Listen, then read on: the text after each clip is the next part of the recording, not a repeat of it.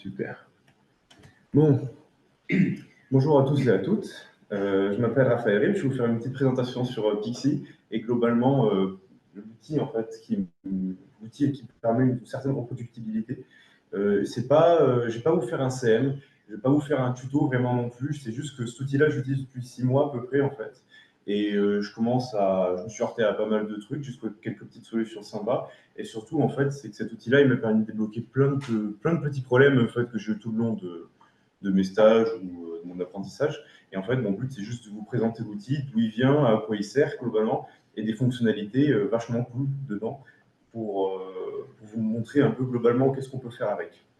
Mais en premier, je vais vous parler un peu de contexte parce que c'est chouette Pixie, mais il y a plein de trucs qui existent déjà en fait. Et il faudrait voir à peu près où se positionne Pixie dans ce problème de reproductibilité. Déjà, il y a le problème en fait de base de ça marche sur ma machine, pas sur la tienne. Globalement, c'est le problème de la reproductibilité, surtout qu'en science, quand on veut faire des calculs ou autre, c'est dommage que si ça marche avec notre dataset, on obtient des résultats, qu'on le file à quelqu'un d'autre, ça ne donne pas les mêmes résultats. C'est quand même un peu embêtant d'un point de vue juste scientifique, ça veut dire qu'on ne peut pas savoir qu'est-ce que tu as fait. Et ce problème de reproductibilité, il existe en science depuis déjà très longtemps, et avec les sciences informatiques, il est aussi arrivé. Donc typiquement tout ce qui va être mauvaise version, des conflits de dépendance, ça peut causer plein de problèmes en fait en passant d'une machine à une autre. Donc des gens, ils ont essayé de chercher en fait des solutions à ça en fait. Et globalement, c'est un peu le problème, c'est qu'il y en a énormément. Ça, c'est une petite bande dessinée de XKCD, en fait, globalement, on vous dit, il y a 14 standards, et putain, 14 standards, c'est un truc de dingue, on ne peut pas rester avec 14 standards, on va en faire un universel pour tout le monde, on va en faire un 15e.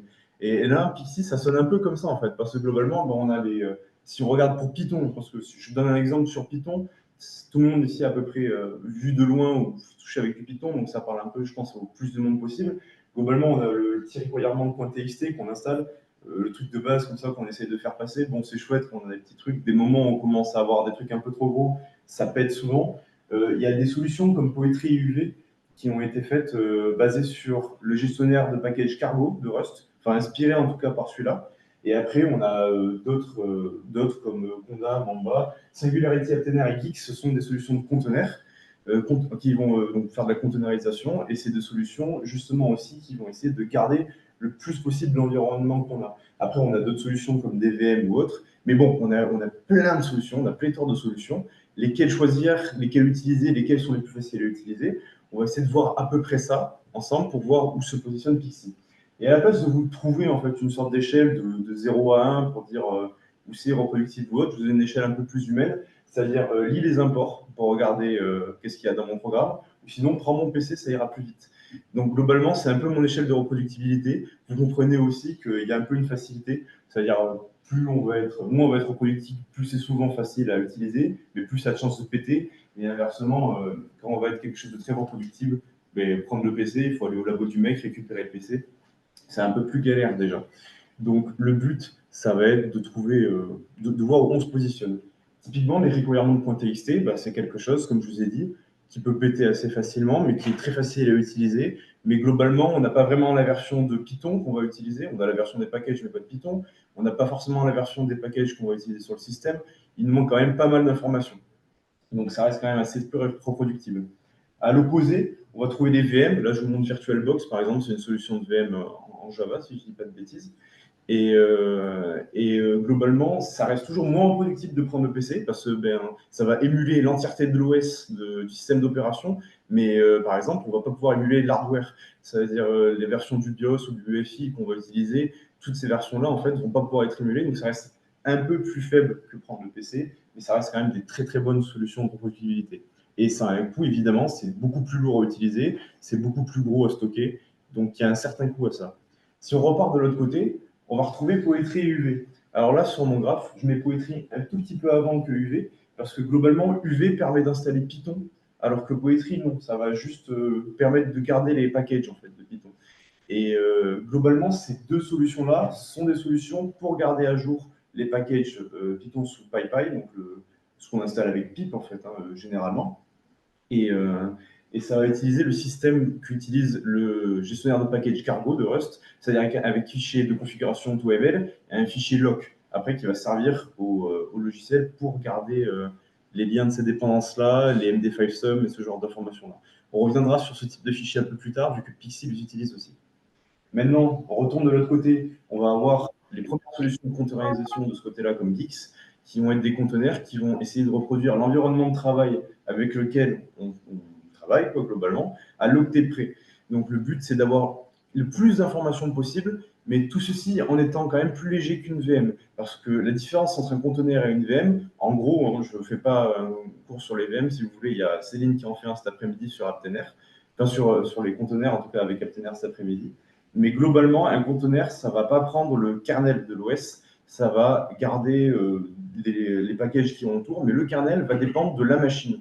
Donc là, on est à un niveau encore un peu plus bas, vu qu'on n'a pas le kernel, mais mine de rien, Geek se veut prendre le plus possible l'environnement autour. Si on retourne de l'autre côté encore maintenant, on va voir Conda, Miniforge.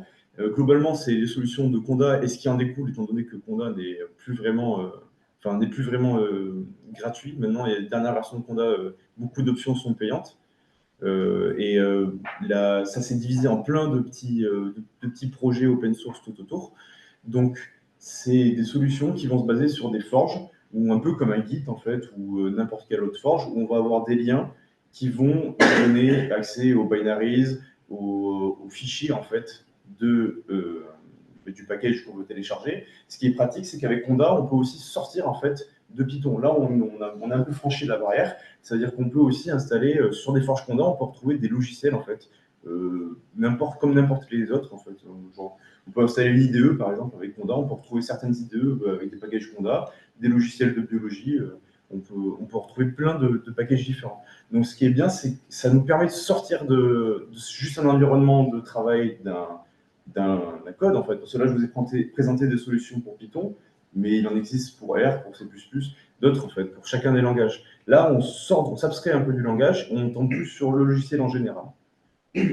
Et maintenant, si on retourne encore de l'autre côté, on va retrouver des solutions comme Singularity et Aptener, qui sont des conteneurs aussi, mais qui vont être plus légers, qui vont se vouloir plus légers parce qu'ils vont prendre moins de données en fait autour de l'environnement de travail comparé à Geeks, qui va essayer de prendre l'entièreté en fait pour faire vraiment à l'octet près cloner l'environnement de travail. Là, on va être un peu plus léger. C'est une solution très utilisée. On retrouve aussi par exemple Docker, qui est utilisé plus pour le déploiement web. Mais dans les HPC, on va utiliser en général des images Singularity ou Aptener. Et enfin, le milieu, en fait, globalement, c'est là où va se positionner Pixie. Ça va être un peu cette sorte de compromis qu'on va avoir entre les deux. C'est-à-dire qu'il va essayer de récupérer la majorité des bonnes idées qu'on va retrouver, en fait, pour tout ce qui est requirement, UV, Poetry, Conda. Essayer de prendre ces bonnes idées-là, s'inspirer aussi, par exemple, continuer à s'inspirer du package manager de Rust, avec Cargo, etc. Mais malgré tout, c'est pas une solution miracle Pixie, ça veut dire que c'est pas truc de reproduction, de reproductibilité. Ça veut dire que ça va pas être mieux qu'une VM, ça va pas être mieux que Singularity dans le temps. On va voir pendant toute la présentation les points très forts qu'il y a avec Pixie. Pourquoi, qu'est-ce qu'il a pris de bon de de tout ce qu'il y avait avant lui. Et on va aussi voir à la fin les limitations évidemment de Pixie, parce que c'est pas, voilà, comme je vous ai dit, c'est pas la solution miracle. Maintenant, donc je vais vous parler globalement de comment Pixie fait un peu ce compromis-là. Déjà, il faut qu'on parle un peu de l'équipe. C'est une équipe suédoise, si je ne dis pas de bêtises, qui est Prefix Dev, qui développe ça. Globalement, ça a été fondé par Wolf ici, qui est le développeur lead de Mamba. C'est des gens qui ont quand même pas mal d'expérience globalement dans l'équipe, dans tout ce qui va être l'open source, dans Rust aussi. C'est tous des développeurs Rust globalement. Et étonnamment aussi, ils se sont bien retrouvés parce que c'est tous des gens qui ont aussi bossé dans la robotique. Alors, globalement, ça n'a pas forcément de lien en général avec la bioinformatique, mais pour avoir discuté avec eux, c'est des gens qui sont très axés sur les demandes de la communauté scientifique en fait. Et Pixie est très utilisé justement en physique et en robotique pour plein de projets open source. C'est beaucoup moins utilisé en bioinformatique. Je n'ai pas vraiment vu de projet qui l'utilise encore. Mais je vous présente cette équipe-là pour vous montrer globalement que ça ne vient pas non plus de nulle part, Pixie. C'est des gens qui ont un minimum d'expérience, qui ont voulu le faire. Et vous me voyez d'ailleurs, je ne suis pas dans l'équipe. C'est-à-dire que je ne suis pas quelqu'un qui vient vous vendre le logiciel, évidemment. Moi, je viens juste vous le présenter parce que je l'ai utilisé, je le trouve assez pratique. Et globalement, je veux aussi vous montrer que c'est un logiciel qui a une certaine base. Maintenant aussi, ce qui est marrant, c'est qu'on peut regarder les stars sur GitLab et on voit que c'est pas un projet qui est hypé vraiment, c'est un projet qui se développe en fait, qui prend son petit fil, quoi. Les projets hypés, souvent, ça fait un peu une hyperbole, ça monte d'un coup, puis les gens les lâchent pour les stars. Là, c'est un projet qui suit son fil depuis maintenant 1 an et demi, quoi. Et globalement, moi, je voulais aussi m'intéresser pour voir est-ce que ça allait pas finir comme Singularity, Conda, ce genre de logiciel où ben, ça va devenir plus tendre vers le privé pour les entreprises et moins développer cet aspect-là un peu en fait open source ou autre. Et d'ailleurs, ce qui est assez marrant, c'est que entre le moment où j'ai annoncé que je voulais faire la conférence et le moment où je l'ai fait là, ils ont fait toute une refonte de leur site et tout. Et sur leur site, il y a un petit onglet pricing qui arrivait. Alors, je vous avoue que j'ai eu une petite goutte de sueur quand j'ai vu ça. Mais globalement, ils le disent ouvertement que PrefixDev, c'est une entreprise. Donc une entreprise, ça doit faire de l'argent, évidemment. Et ce qu'ils ont trouvé comme solution pour garder Pixie en open source et pouvoir se faire de l'argent en tant qu'entreprise, c'était en fait de proposer un service d'hébergement et de solution de forge. Donc ils ont fini, pour se faire des sous, en fait, globalement, ils vont proposer d'héberger, donc faire des forges de leur côté. Ce qui leur permet de garder à côté Pixie. Et dans le blog qu'ils ont fait, justement, quand ils ont proposé ce système de pricing-là, ils ont affirmé que Pixie restera à jamais pour tout le monde, en fait, un logiciel qui sera open source, avec tout en fait qui sera open source. Alors évidemment, tout le monde dit ça. Bon, on peut les croire sur parole, mais la parole à qui, c'est difficile à savoir. Mais au moins, eux, ils ont l'honnêteté de se dire, on est une entreprise, il faut qu'on fasse de l'argent, et ils trouvent des solutions pour faire de l'argent, pas sur Pixie, sur d'autres trucs à côté. Donc déjà, ça montre qu'ils ont quand même cette volonté-là de vouloir garder Pixie le plus longtemps open source possible, en fait, et pas forcément le privatiser. Maintenant, ça, c'est les 5 piliers que l'équipe PrefixDev se disent sur Pixie, en fait, globalement. Ils ont construit tout ce logiciel-là avec ça en tête. C'est-à-dire qu'il faut que ça soit rapide. Pour ça qu'ils ont choisi Rust. Globalement, alors, ils auraient pu le faire dans n'importe quel autre langage bas niveau, mais ils ont voulu le faire en Rust parce que c'est tous des devs Rust. Ensuite, il faut que ça soit user-friendly, ce qui va aussi un peu avec le cinquième, avec le fun. On va le voir un peu le long de la présentation. Globalement, c'est assez libre. On peut l'utiliser un peu de la façon dont on veut. Pixie, il y a plein de formats différents. On peut faire un peu ce qu'on veut avec. Et ensuite, des environnements isolés. Le problème qu'il y avait un peu avec Conda, c'est que la gestion des environnements, elle n'était pas si simple que ça. Et là, au moins, avec Pixie, il y a une gestion des environnements dans Pixie qui est très bien gérée. On va voir tout le long de la présentation. Et c'est un outil unique qui va pouvoir concaténer en fait plein d'autres outils dedans. Et globalement, ça évite d'avoir une outil qui traîne sur les clusters avec des modules load, par exemple, ou juste avoir plein de gestionnaires de packages qu'on pourrait avoir en fait. Et maintenant, comment est-ce qu'ils vont faire ce compromis-là? C'est qu'ils vont utiliser en fait un peu ce qu'ils ont trouvé de bien chez tout le monde. Donc globalement, la gestion des packages qui est avec Conda, qui permet de prendre en compte plein de langages différents, qui permet de prendre en compte plein de logiciels différents, ça leur a beaucoup plu. Ils ont beaucoup bossé justement sur des bases de Conda. Il y a ensuite toute la gestion avec les log files et donc avec le système TOML et log files qu'on va discuter un peu plus tard, qui est inspiré du package manager de Cargo. Faire une gestion et une exécution des tâches comme un peu CMake. Ils ont voulu, mais en essayant de corriger certains défauts qu'avait CMake, ils ont voulu compléter un peu ce système-là qui est déjà très bien. Et pareil, Pip, qui est très utilisé pour Python, en fait, et qui est quand même beaucoup utilisé apparemment dans tout ce qui était leur domaine de robotique, etc. Ils ont voulu l'intégrer correctement, un peu en s'inspirant d'UV, par exemple, ce qu'aurait fait UV. Et donc, pour la gestion des packages, ils vont utiliser Rattler, en fait, qui est Conda, en fait, codé sous Rust. Et c'est eux qui l'ont fait. C'est un peu pour ça que Pixie, en fait, est arrivé. C'est qu'ils ont fait Rattler, parce qu'ils utilisaient beaucoup Conda. Et en fait, en continuant ça, ils ont dit, bah, Conda, c'est pas si fou que ça. On pourrait continuer à le développer. Et c'est la base, en fait, de Pixie, ça reste Rattler. Mais malgré tout, comme je vous ai dit, ils ont aussi intégré UV, qui est un gestionnaire de package de package PyPy, en fait, dedans. Donc ça permet d'avoir à la fois une gestion des packages Conda optimisés avec leur solution Rattler, et à la fois une gestion des packages PyPy optimisés avec la solution d'UV. Globalement, ces deux logiciels-là vont utiliser des solvers. En fait, ce qui fait que pourquoi ça marche vachement bien, ces logiciels-là, c'est qu'ils ont dans leur marmite, globalement, un logiciel qui va essayer d'installer le moins possible de dépendance. C'est-à-dire, par exemple, si vous installez, je sais pas moi, par exemple, NumPy, une librairie Python, ben, évidemment qu'il vous faut Python derrière. Et donc, en gros, si vous installez NumPy et vous installez Python, il ne va pas réinstaller Python avec NumPy. Il va se dire là, il y a déjà une solution de Python, on n'aura pas besoin de l'installer. Mais peut-être même qu'il y a des dépendances en fait, de Python que NumPy lui aussi a besoin, et il ne va pas les réinstaller avec NumPy, il va garder celles de Python, ce qui permet d'économiser beaucoup de place en fait, et d'avoir des environnements plus petits. Et ça sert à ça globalement les solvers. Et c'est avec ces deux solutions-là de solvers qui vont faire tourner Pixie.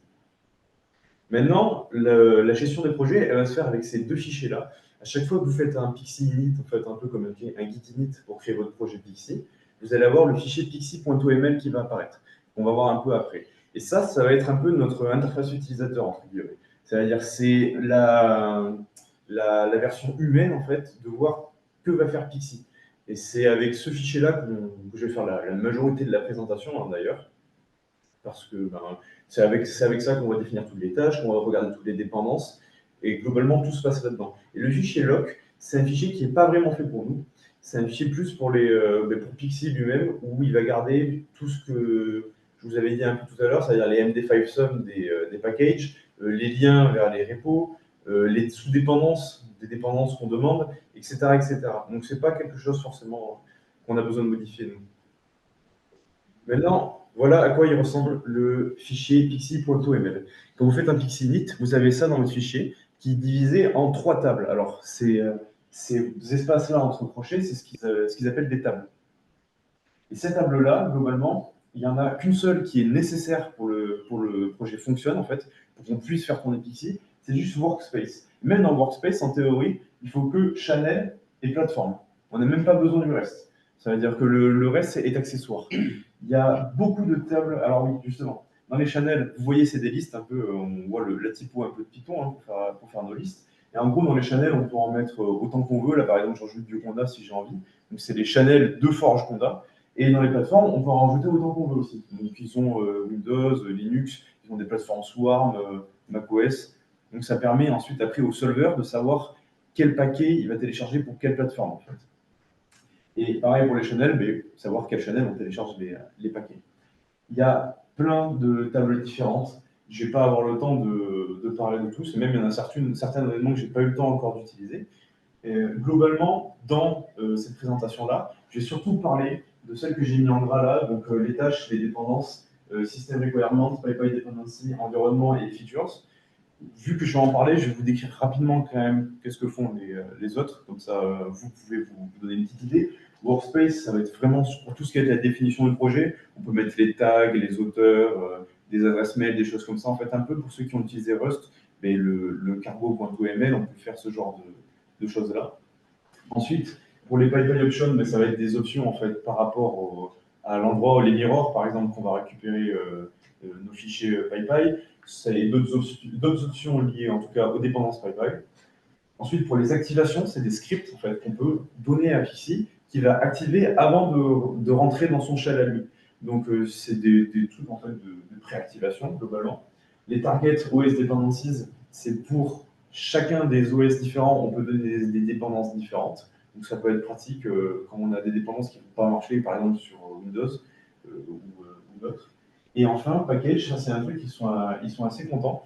C'est que globalement, avec un fichier pixie.oml, on peut faire un package Conda et le uploader et les maintenir des packages Conda en fait, avec un fichier Pixie. Ils ont fait un truc complètement transparent et beaucoup de gens d'ailleurs, si vous vous amuserez après à passer sur leur serveur Discord, ils ont même fait un bot en fait, qui permet de faire des recettes, passer d'un pixie.oml à un Conda, vice-versa. Justement, en fait, ils sont vraiment focus sur le fait de pouvoir entretenir et maintenir des packages Conda avec ça. Maintenant, on va commencer un exemple simple pour les dépendances. Je vais vous parler un peu des dépendances. Vu que je vous ai dit que le task, ce n'était pas obligatoire, on n'en parle pas pour le moment, on verra ça plus tard, c'est un problème pour plus tard. Et on va faire, je vais vous montrer des dépendances simples. Donc imaginons, je me fais un petit projet en Python. Et là, je peux lui dire, par exemple, je veux que mon Python il soit entre 3.14 et 3.15. Donc, qui permet d'avoir une petite flexibilité comme ça. Si on sait qu'il n'y a pas de version majeure, que notre programme il va marcher dans cette version majeure-là et que globalement, les versions mineures ne vont pas nous embêter, on peut lui dire de laisser comme ça. Évidemment, on peut descendre les versions qu'on veut, on n'est pas à un point près en fait. On peut mettre ça un peu où on veut. Et par défaut, Pixie va prendre la version la plus récente qu'il peut dans cette marge-là. Globalement, c'est ce qu'il va faire à chaque fois. C'est des comportements qu'on peut régler nous. C'est-à-dire, il y a un fichier de config général, on peut dire si on veut prendre la plus récente ou autre. Ensuite, on a une autre façon d'écrire. Là, par exemple, je veux NumPy. Je peux juste lui dire, tu prends la version 2, point, et on s'en fout du reste. Donc, on peut lui mettre, comme ça, lui, il choisit. Il n'y a pas forcément, ça revient à peu près à faire ça, en fait, au final. Mais globalement, si on voulait mettre des versions mineures, on peut faire entre des versions mineures. Ensuite, on peut mettre des versions exactes, si on a envie, donc avec le double égal comme ça, ou on peut juste dire, tu mets la version que tu peux, globalement. Et ce que vont faire les solvers, c'est qu'ils vont regarder de la dépendance la plus stricte à la dépendance en fait la moins stricte. Et globalement, si on veut regarder un peu comme ça, c'est qu'imaginons là, on a notre panda qui est en 2.3.3, et si on regarde, ça veut dire là, on va avoir un coup notre espace panda, et globalement, avec les dépendances que va vouloir panda, il va avoir notre point ici qui va être en 2.3.3. Mais ce que va faire le solver après, c'est qu'il va dire OK. Donc ça, il faut absolument cette version-là. Les autres sont un peu plus légères. Donc par exemple, il va regarder par rapport au Python. Il va se dire OK, le Python qui prend pendant 2.3.3, je peux le prendre là aussi. NumPy, bon, c'est à peu près dans ces eaux-là aussi, donc je peux le prendre là aussi, NumPy. Et là, après, Matplotlib, il fait on s'en fout des versions. Alors vu que Matplotlib, on s'en fout des versions, ben, il peut prendre un grand truc comme ça et il prendra la version où on a l'intersection de toutes les dépendances qui matchent. Et en faisant ça, en fait, il va permettre de diminuer au maximum le nombre de dépendances redondantes en fait, qu'il aurait dans son environnement. Ça permet de faire des plus petits environnements, en fait, globalement. Et c'est un peu l'idée qu'il y a derrière ces solvers-là. Et là, on regarde par exemple les fichiers qu'il installe ici. On peut faire, on a une petite commande pour voir les fichiers qu'il installe globalement Pixie. On pourra en discuter un peu juste après. On voit les packages majeurs qu'il a installés, les versions, le build, voilà, le type, et aussi on voit la source. C'est assez pratique de savoir quelle forge on vient aussi, par exemple. Parce que des fois, on peut se tromper de forge ou autre et pas installer le bon package. C'est du foreshadowing. Et là, par exemple, si je veux essayer de le comparer avec d'autres trucs, on va essayer d'installer les packages que je vous ai parlé juste avant, récupérer les versions exactes qu'on avait là et les installer en PyPy. Comme ça, on peut le comparer par exemple avec une installation typique avec un requirement de .txt. Et on voit justement l'impact des solvers à ce moment-là. C'est que Pixie va être globalement plus petit, va avoir des environnements qui vont être globalement plus petits qu'un VMware, en fait, un Python VMware classique. Et si, en fait, on regarde là, dans cette liste-là, je vous montre uniquement les packages majeurs que j'ai installés, donc ceux que j'ai décrits dans Pixie, mais globalement, on peut aussi avoir la liste de toutes les sous-dépendances. Même, on peut avoir la liste aussi de l'arbre, en fait, des dépendances, et voir quel package il a installé et quel package il n'a pas réinstallé, parce qu'il avait listé déjà. Maintenant, le pixie.loc, on va aller le voir ensemble, parce que c'était un peu galère de le mettre en présentation. Mais si déjà il y a des questions sur un peu ce que j'ai présenté, des points que vous voulez éclaircir, on peut le faire tout de suite. Moi, j'avais une question par rapport, tu parlais justement des forges.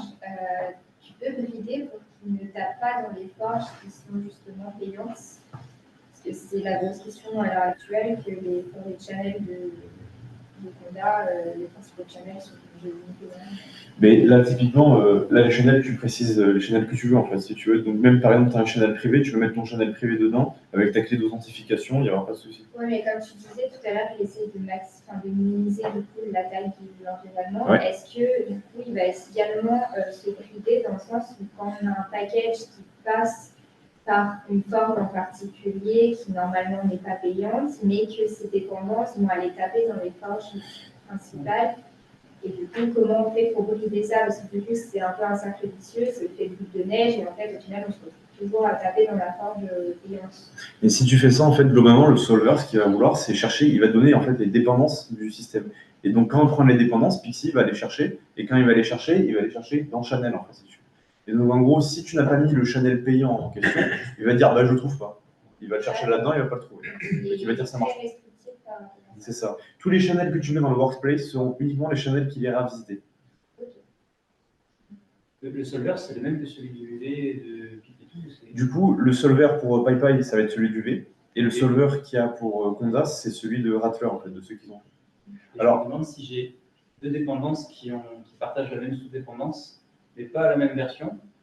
Est-ce qu'elles peuvent cohabiter dans mon environnement? Justement, non, c'est un peu le truc.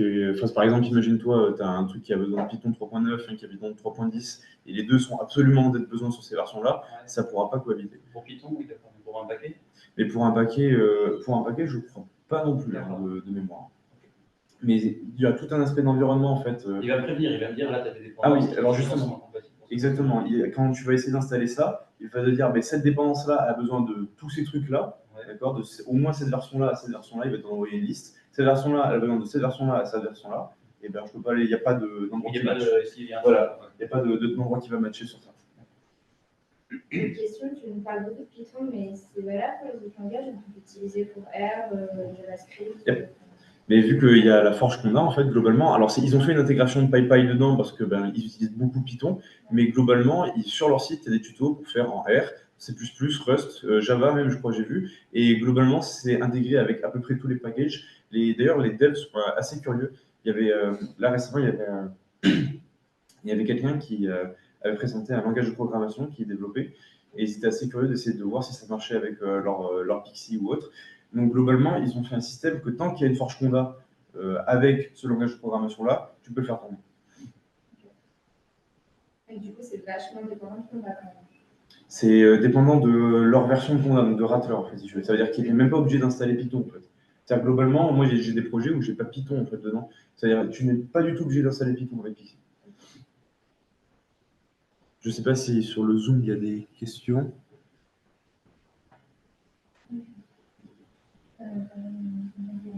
Ok. Et est-ce que, un peu comme Conda, il y a un moyen de lancer sans utiliser le pixie.oml directement en ligne de commande pour pouvoir créer au fur et à mesure son environnement? C'est-à-dire?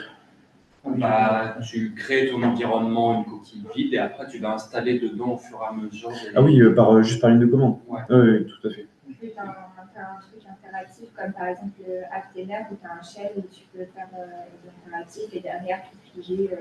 Il y a exactement la même chose avec Pixie, on peut rentrer dans son shell. Ouais. Et on peut faire aussi par exemple Pixie Add et la dépendance. Et on peut mettre exactement d'ailleurs le même formatage qu'on a ici en fait pour donner les versions qu'on veut. Et derrière, on peut tout figer à la fin une fois qu'on a fait. Exactement. Ça veut dire qu'une fois en fait, que tu as ça, tu feras Pixie lock ou si tu fais Pixie install, ça va aussi faire le fichier lock. Et à ce moment-là, tout est figé en fait dans la lock. Il va te produire un domaine.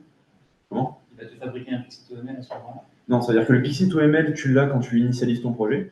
Et quand tu as, là par exemple, quand tu as fini, là, tu as mis tes dépendances et tout, quand tu fais Pixie install ou Pixie lock, ça va te générer un fichier pixie.lock Oui. qui est figé avec tes dépendances, les liens vers les dépendances, des filesum, tout le truc qu'on a parlé. Si comme Benjamin, je lance une coquille vide et je me mets dans ce shell vide, et que je fais mes installs, quand j'en sortirai, j'aurai juste le lock. Exactement. Tu auras les deux.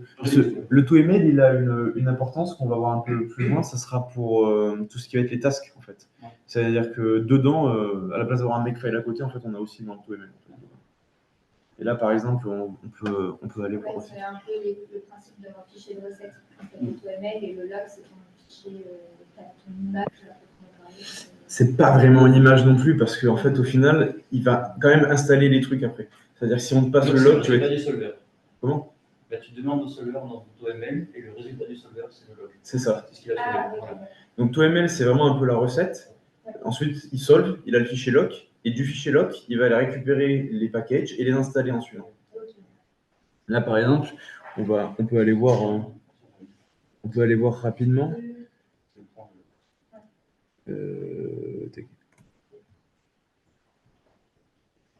Je crois que voilà. Donc là, si je fais sur le petit pixie.oml, là, on voit, on a la petite workplace là. Et si par exemple, je veux juste faire pixie install, hop, il va aller, là, il va chercher dans il va récupérer pardon, les métadatas des repos data, il va solve, et ensuite, voilà, là, il installe les fichiers PyPy et tout. Puis là, bon, tout est installé. Globalement, si on regarde là maintenant, ce qui est apparu, c'est notre dossier .pixie avec nos environnements qu'on a installés.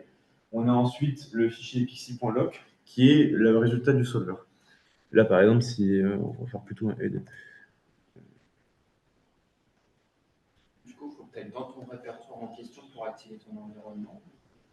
Non, alors c'est un truc qui est assez cool, c'est que le système de Pixie, ils ont fait un système de trampoline, ce qu'ils appellent, en fait, un peu, c'est-à-dire que globalement, on peut ou préciser où est le manifeste, c'est-à-dire où est le fichier pixie.oml et le fichier pixie.loc, ou alors, par exemple, imagine-toi, tu as ton dossier Home, tu vas t'installer Pixie là-dedans, et tu vas créer un sous-dossier dans Home, ben, ce sous-dossier-là pourra utiliser le Pixie du Home, en fait. Avec. Donc il y a un peu cette... On peut les imbriquer, ça veut dire? On peut... Comment? C'est un peu une chaîne C'est ça. Et on peut les imbriquer. Il y a une configuration qui est globale. Genre, j'utilise pas trop parce que souvent, un projet, c'est rare qu'un projet a besoin d'à peu près les mêmes trucs de l'autre, sauf si on s'est fait un petit environnement Python ou un truc comme ça, quoi. Mais globalement, les fichiers Pixie sont partageables d'un projet à un autre. Ça veut dire, si on veut, on peut récupérer le Pixie.oml d'un autre projet et se le ramener.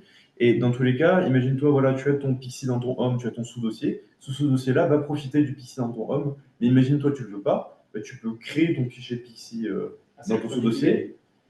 C'est le plus profond qui. C'est ça. À chaque fois, c'est plus profond. J'ai plus l'ordre en tête précisément, mais sur leur site, il y a l'ordre, il y a 8 niveaux, je crois, hiérarchiques, en fait, globalement, de configuration. Quelle configuration il va récupérer. Et là, sur ce fichier loc, on voit, c'est la... Comment ? Il est en YAML, le fichier loc. Ouais, ils font tout en YAML, c'est un peu plus pratique. Et en fait, mine de rien, il ne faut pas le toucher, le fichier loc, mais on peut regarder dedans, donc c'est assez cool, en fait. Et là, attends, c'est pas, on voit pas beaucoup, remarque. Je vais me le mettre en montée. Oh, voilà. Donc là, c'est tous les résultats du solver. Mais c'est pas fait pour nous. Il ne faut pas le regarder. Donc je vous le montre, mais il ne faut pas regarder. Et globalement, on va avoir nos environnements ici qui vont être définis avec tous les packages et le lien vers où ça va. Mais si on descend un peu dans notre fichier, en fait, après là, on a la précision des packages. C'est-à-dire que là, on va avoir la forge, le lien, on a les différentes... voilà, merci. On a les licences aussi, par exemple, tous ces trucs-là. On a toutes les informations sur nos packages. Et ça permet déjà, comparé à je veux dire, un requirement.txt, on a quand même beaucoup plus d'informations sur ce qu'on installe et ça permet de le conserver. Ce qui est aussi assez cool avec ce fichier loc, c'est qu'en théorie, on n'a pas besoin du fichier TOML, même si Pixie, je crois qu'il ne va pas aimer s'il n'a pas le fichier TOML. Mais en tout cas, on peut installer uniquement à partir du fichier loc, avec une option en plus quand on installe. Ce qui fait que s'il essaie d'installer et qu'il se rend compte qu'il y a un des liens ou un truc qui ne marche plus, il va dire non, je ne peux pas installer. Donc au moins, on est sûr d'avoir exactement ce qu'on voulait. Et je peux te donner mon fichier loc pour que tu reproduises cet environnement sur ta machine. C'est ça. Le mieux, c'est quand même d'avoir le fichier loc et TOML parce que l'espace workplace est nécessaire pour que Pixie fonctionne. Donc je me rends compte quand même, mine de rien, il faut le TOML. Et donc je te donne les deux fichiers, celui que j'ai écrit et celui qui a été généré. Exactement. Tu peux refaire mon environnement sur ta machine. Exactement. Donc, du coup, ça veut dire qu'il va retélécharger. Non. Ah si, il retélécharge par contre. Il retélécharge, par contre, il ne solve pas. C'est-à-dire que tu auras exactement les mêmes packages que l'autre il a installé. Ça veut dire que si tu as un lien qui manque, en fait, si par exemple la personne a enlevé l'outil, il va pas. Ah bah ça, c'est normal. Exactement. Et arrêtez de spoiler les limitations. C'est à la fin du truc. C'est à la fin du truc qu'on voit ça. C'est une limitation tout le monde. Si c'est plus sur Internet, on pourrait. Oui, c'est un peu le. Mais c'est un peu la différence qu'il va y avoir comparé aux conteneurs où dans les conteneurs, les packages vont être installés. Là, il faut installer les packages a posteriori en fait, du sol. Donc c'est un peu une délimitation, mais on se spoil, hein, c'est à la fin ça. C'est à la fin.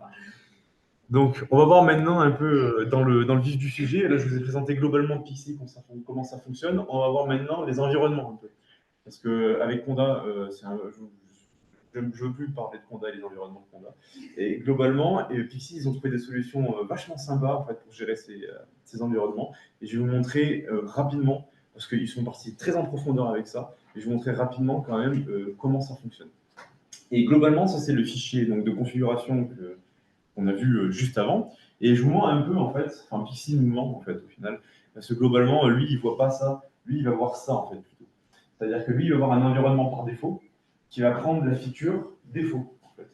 Et cette feature-là va avoir des dépendances, les dépendances PyPy, en fait, et globalement, un environnement va être composé de features. Et on sait, comme vous voyez, c'est encore une liste, ça veut dire qu'on peut rajouter autant de features qu'on veut dedans. Et les environnements, un peu comment ils envisagent en fait leur vision des environnements dans Pixie, c'est qu'on a un environnement, dans cet environnement-là, on a autant de features qu'on veut.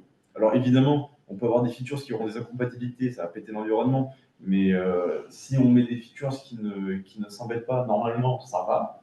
Et ensuite, pour chacune des features, en fait, on peut avoir on a en fait les sous-tables qu'on avait parlé juste avant, donc il y a les requirements, les options, les dépendances et tout. Et même les tasks, ça veut dire qu'on peut avoir des tasks dépendantes de chacune des features. Ce qui peut être assez pratique parce que, imaginons, on veut essayer de benchmark, je sais pas moi, des versions de Jellyfish, donc le compteur de camère Jellyfish, et qu'on veut tester plein de versions différentes. On peut avoir une version de Jellyfish par feature, donc on aura 5-6 features Jellyfish avec les différentes versions, et on veut en fait plotter ça à la fin, et on aura une version de Python. Et on peut avoir 5 environnements de Jellyfish avec des versions différentes de Jellyfish, et toujours rajouter la même feature Python, ça évite d'avoir une sorte de bloat en fait, un peu dans le fichier de config. Ça n'a aucun intérêt de réécrire plein de fois le fichier de config Python parce qu'on utilise le même. Alors que Jellyfish, il y a un vrai intérêt à le réécrire. Et donc, ce faisant ainsi, on va essayer de donner un petit aspect. On va rajouter Genome Tools à notre fichier pixie.oml. Donc, le truc qui est cool avec Genome Tools, c'est qu'il est toujours sur Python 2.7. Tu as les versions en 1.2, enfin, celles un peu avant 1.6 sont toujours sur 2.7. Donc, on va le mettre dans un environnement à côté, un environnement GT qu'on va appeler, parce que pour appeler Genome Tools, on fait GT, donc on l'appelle GT. Et là, on se dit super, on a résolu notre problème de config, c'était facile en fait au final. Bon, il s'avère que c'était pas si facile que ça. Donc, globalement, il y a un problème quand on fait ça avec Pixie, et c'est parce qu'il y a encore des. Pixie, malheureusement, le truc qui est un peu par rapport à ça, c'est que si on n'a pas toute la docu, il y a pas mal de trucs qui sont un peu cachés. Et donc, j'en profite aussi de cette conférence-là pour vous expliquer 2-3 trucs contre lesquels je me suis buté, pour que vous compreniez en fait. C'est que par défaut, en fait, Pixie, dans ses environnements, il va inclure l'environnement par défaut dans l'environnement qu'on va définir. Et donc là, globalement, vu qu'on a Python 2.7 et Python 2.14, il est vraiment pas content. Parce qu'on a gardé l'environnement par défaut. Ce qui fait qu'en fait, pour empêcher ça, on va devoir lui préciser de ne pas prendre l'environnement par défaut. Et ça se fait par un panneau de default features tout bêtement. Et j'en profite un peu parce qu'on commence à avoir un peu une syntaxe un peu chelou qui commence à apparaître. On a des accolades, on a des listes, on a des trucs comme ça. Et je vous ai gardé un peu l'eau en bouche. Comme ça, on va pouvoir parler de tout ça maintenant. On va parler des formats globalement. Avant de parler des formats là, l'idée, le rule of thumb un peu qu'il y a de Pixie, c'est que toutes les listes sont prises dans l'ordre et qu'à chaque fois que vous voyez des accolades, vous pouvez développer. Et c'est globalement, quand vous voyez ça, vous dites toujours la même chose. C'est-à-dire que par exemple, je peux avoir quelque chose de très compact, en fait, pour mes dépendances, ou ici, je vais avoir mes dépendances Python qui vont être faites comme ça entre accolades. Et pareil, pour mes environnements, je peux avoir dans GT, features, GT, comme ça, très concaténé, en fait, très compact. Mais en fait, on peut développer. Ce qui est assez pratique, c'est ces tables-là, elles se développent quasiment à l'infini, c'est-à-dire tant qu'il y a des accolades, en fait, on peut les développer. Donc typiquement, je peux faire features GT dependencies, donc prendre ce dependencies-là et le mettre là-haut, et avoir mes dépendances comme ça. Pareil pour les environnements, en fait, à la place d'avoir environnement tout court, je peux faire environnement.gt et avoir en fait mes features, mes defaults comme ça. Donc on peut développer nos tables. Mais imaginons même, Genome Tools, on se dit, bon, on a mis la Forge Conda classique et BioConda. Imaginons qu'il y ait quelqu'un qui soit suffisamment fou pour faire un Genome Tools qui n'a rien à voir avec Genome Tools et qu'il le mette sur la Forge Conda classique. Vu que je vous ai dit, on prend les listes dans l'ordre, on se souvient, mais dans les forges, on a Conda classique, la Forge Conda classique et BioConda. Donc si Genome Tools existe dans la Forge Conda classique, il va le récupérer en premier à la place de prendre celui qu'on veut. Donc par exemple, on peut aussi préciser, c'était la question que tu avais tout à l'heure, Céline, on peut préciser par exemple le channel aussi précisément qu'on veut dedans. Et là, on se dit, regardez, encore des accolades, on peut développer. Donc on peut refaire une table, en fait, features.gt.dependencies.genome tools, et en fait donner la version et le channel comme ça. Et c'est un peu les points dont j'ai parlé au départ sur les 5 piliers de Pixie, en fait, globalement, où il y a cet aspect un peu user-friendly, cet aspect fun, où globalement, on écrit un peu le fichier TOML comme on veut. Ça veut dire s'il y en a qui aiment bien développer à rallonge, etc., ils peuvent. S'il y en a qui aiment bien tout concaténer, ils peuvent. Et globalement, tout marche. Je me suis des fois amusé à faire des trucs, ça typiquement, j'ai développé en me disant c'est pas possible que ça marche, non, ça marche. Et on peut faire plein de trucs comme ça. C'est pas spécifique à Pixie, c'est la syntaxe TOML qui permet ça dans tous les fichiers TOML. Tu peux t'amuser à faire ça. Okay. Il y a 2 syntaxes pour les tables, il y a une syntaxe compacte avec les accolades, une syntaxe déployée avec les crochets carrés comme ça. Donc ça marche aussi avec si tu as un Julia project.toml ou chez Cargo, le cargo.toml. Okay. Tu peux le faire tant que c'est un point .toml, ça fait partie de la syntaxe TOML. C'est pour ça qu'on aime bien TOML. C'est vrai que maintenant que tu le dis, c'est quand même pas mal TOML du tout. Et donc, mais globalement, voilà, on peut continuer à développer, réduire comme on veut. Chacun fait un peu à sa sauce. Donc, c'est quand même assez cool. Surtout si on a des projets où on a besoin de beaucoup développer parce que c'est un peu le bazar. D'autres, on s'en fiche, on peut tout mettre comme ça. On est libre de faire ce qu'on veut, vu que c'est AutoML. Et donc là, globalement, on va se retrouver avec notre environnement final, en fait, à peu près, où je vous propose un petit truc comme ça. On va continuer d'utiliser celui-là un peu plus tard. C'est pour ça. Et donc, globalement, on va avoir notre environnement .gt. Comme ça, on a mis de côté notre environnement Genome Tools, en lui disant qu'on ne prend pas les features par défaut. Et on a notre environnement Python pour faire nos plots. Là, par exemple, c'est pas trop mal parti pour faire des plots avec ça. Et on a notre features Genome Tools avec la version de Python un peu plus basse qui va servir notre environnement GT, notre environnement Genome Tools. J'ai raté du coup un feature. J'ai l'impression que c'est un peu comme un sous-environnement, mais c'est pas tout à fait présenté comme ça. En fait, un features, il n'est pas installé de base, c'est un peu une sorte de mini-configuration. Ouais. Et globalement, vu que tu peux rajouter des dépendances, des tasks, des trucs comme ça, c'est pas vraiment un sous-environnement, mais on va dire que c'est un peu un Lego. Ça veut dire que globalement, l'environnement, il est construit de Lego. Et bon, tu peux en mettre un ou tu peux en mettre plein autant que tu veux. Mais à chaque fois que tu vas en rajouter, en fait, ça va permettre d'enrichir l'environnement. C'est pas vraiment un environnement en soi. Tu éclates ton environnement en plusieurs morceaux et quand tu l'actives, il te demande les morceaux que tu veux à l'intérieur. C'est ça. Et en plus, le solver, par exemple, il ne va pas solve feature par feature, il va solve environnement par environnement. Okay. Donc, il va, quand tu feras le solve, il solvera pour tous les environnements. Donc voilà, à la limite, s'il y a des questions tout de suite, je peux continuer à éclaircir quelque chose pareil sur. Je me demandais si tout ce qu'il a installé était dans le point Pixie, ouais. Ou s'il est partagé, par exemple, si j'ai deux environnements qui ont les mêmes dépendances, ça va être dupliqué sur ma machine ou il va les partager sur Calco. Non, quelque chose, un point très important qu'ils ont voulu focus dessus, c'est que Pixie, c'est vraiment isolé. C'est-à-dire les environnements sont isolés. Tu peux lui proposer, en fait, lui partager les fichiers Pixie, ToML ou autre, mais les environnements sont installés dans le dossier .pixie et ils restent là. Ils ne débordent pas ailleurs, en fait. Parce que je sais que j'avais déjà entendu des gens parler que Conda pouvait déborder justement dans la machine ou autre et que c'était un peu embêtant. La Pixie ne déborde pas. C'est isolé. Ils ont fait le plus. Non, mais il pourrait y avoir un point Pixie quelque part dans mon home où il met toutes les dépendances. Ah oui. Alors, il y a un fichier Pixie de configuration globale, ouais. Mais je l'ai utilisé uniquement pour les forges, par exemple. C'est-à-dire quand je fais des Pixie init, par exemple, je vais avoir Bioconda par défaut, des trucs comme ça. Je n'ai pas trop creusé sur ce sujet. Je ne vais pas te répondre précisément. Oui, mais sur Zoom, je sais, si vous avez des questions, n'hésitez pas, vous levez la main ou vous mettez un message. Je vois pas.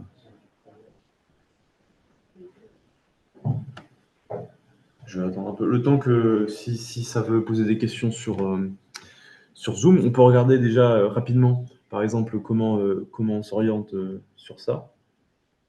Hop. Donc là, si je dis pas de bêtises, c'est le bon. Tac. Donc là, c'est un peu l'environnement qu'on avait parlé tout à l'heure, voilà, avec nos trucs. Hop. Ah oui, petit truc aussi, c'est que là, je fais Pixie install, et là, si vous voyez, il a installé le dossier, en fait, l'environnement par défaut. Et quand on fait Pixie install sans aucune option, il va installer l'environnement par défaut, en fait, tout le temps. Donc, ça, c'est pas trop un problème, parce que, imaginons que vous voulez utiliser un autre environnement, il va l'installer, en fait, parce qu'il se rend compte qu'il n'est pas là. Mais si vous voulez installer tous les environnements dès le départ, c'est juste un petit -A, comme ça, il s'amuse à installer aussi les autres environnements. Une question ? Alors, bonjour, je comprends que, par exemple, on pourrait définir une feature default avec les dépendances strictes d'un projet, une feature test avec des dépendances additionnelles d'un test, et une feature doc avec les dépendances additionnelles de documentation, c'est ça. Et oui, c'est tout à fait ça. Globalement, il faut préciser, mine de rien, pour pas que... Il faut préciser de ne pas prendre des features par default pour pas que les features default débordent dans notre truc prod, doc, test, ce qu'on veut. Mais en tout cas, on peut clairement définir des features comme ça et après se le mettre dans nos environnements différents. Parce que si on fait des features et on le met dans le même environnement, ça n'a pas trop de sens pour faire ce genre de truc-là. Mais en tout cas, on peut faire une feature par environnement. Il n'y aura pas de problème par rapport à ça. Et donc d'ailleurs, c'est un point où moi, je m'amuse des fois à faire une feature, mettre une dépendance par features, parce que souvent, c'est un peu plus pratique pour gérer. Et vu que la façon dont ça solve Pixie, c'est par environnement, ben, ce n'est pas un problème. C'est-à-dire qu'on peut mettre 15 features différentes dans un environnement. Il ne va pas cloner, faire un mauvais solving. En fait. Vu qu'il ne solve pas environnement, il va solve les features ensemble. En revanche, si j'ai 3 environnements qui dépendent tous les 3 de grosses dépendances comme je pense à Polar, Zoom, NumPy ou Torch, ça veut dire que je vais avoir 3 copies de Torch sur ma machine. Chacun dans son coin Pixie, c'est pareil. Dans les environnements, ouais. Malgré tout, voilà, c'est l'aspect, en fait, ça veut dire qu'il y a quand même ce truc-là où ils veulent que les environnements soient le plus séparés possible. Donc, ils sont obligés de... Il y a des compromis quand même à avoir.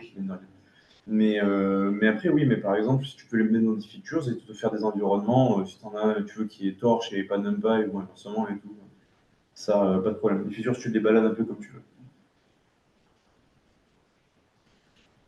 Ok. S'il y a d'autres questions, n'hésitez pas. Après, la limite, je peux vous montrer. Donc là, vous voyez, avec le "-a", ça a installé les 2 environnements. Et pareil, je crois qu'on peut rajouter, si je ne dis pas de bêtises, c'est locked. Et ah oui, alors non, il y a 2. Hop, locked. Et voilà, et par locked, en fait, il va le faire en se basant uniquement sur le fichier lock. En fait. Donc là, vu que je viens de l'installer, il n'y a pas de problème, je viens de le solve. Mais imaginons que je prends un vieux fichier de solve et qu'il y a une université qui a décidé de fermer un des repos, il va me dire non, ça ne marche pas.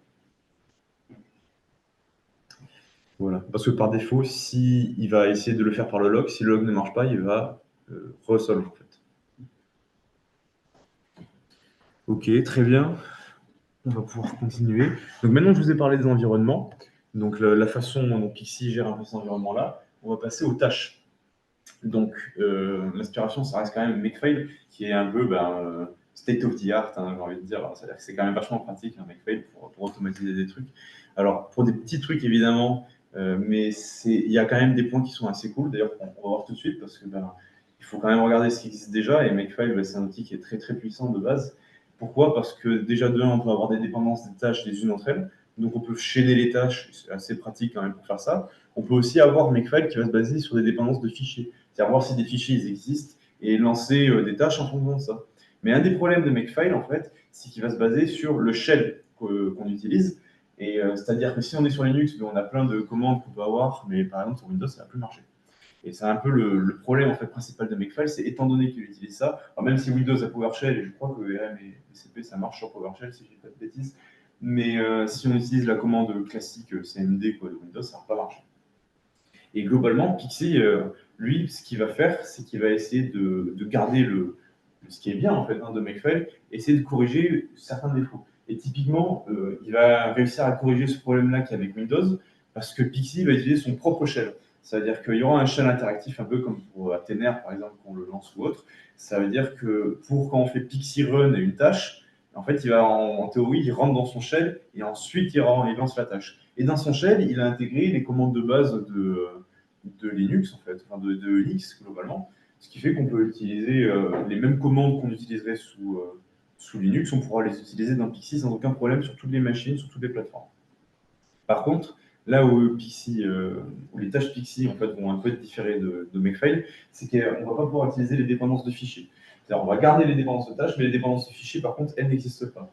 Alors, on peut toujours se débrouiller avec un petit peu de bash, faire des conditions, des trucs comme ça pour essayer de les voir, mais c'est du bricolage, il n'y a pas une intégration aussi bien faite que dans Makefile pour ces dépendances de fichiers-là.